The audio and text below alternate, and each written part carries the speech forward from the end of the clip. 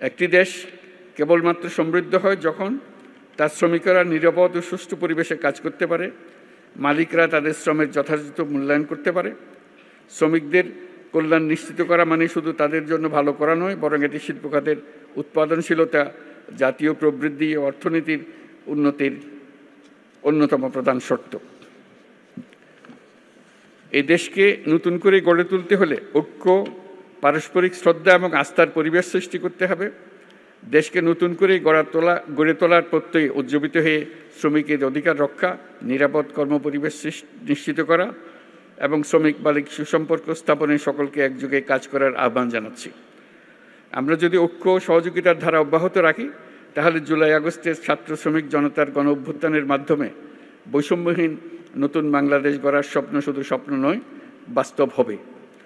বাংলাদেশ অত্যন্ত শ্রমঘন দেশ বিধায় শ্রমিকের অধিকারকে সর্বোচ্চ গুরুত্ব দিয়ে কাজ করতে হবে।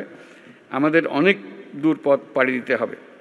বিভিন্ন প্রশিক্ষণ ও কর্মসূচি গ্রহণের মাধ্যমে অদক্ষ শ্রমিকদের দক্ষ শ্রমিকে রূপান্তরিত করতে হবে। এজন্য শ্রমিক সংগঠন, ব্যবসায়ী, বিনিয়োগকারী, সুশীল সমাজ, গণমাধ্যম, উন্নয়ন সহযোগী সবাইকে ঐক্যবদ্ধভাবে শ্রমিকের স্বার্থ রক্ষা ও ন্যায্য অধিকার প্রতিষ্ঠায় কাজ করতে হবে।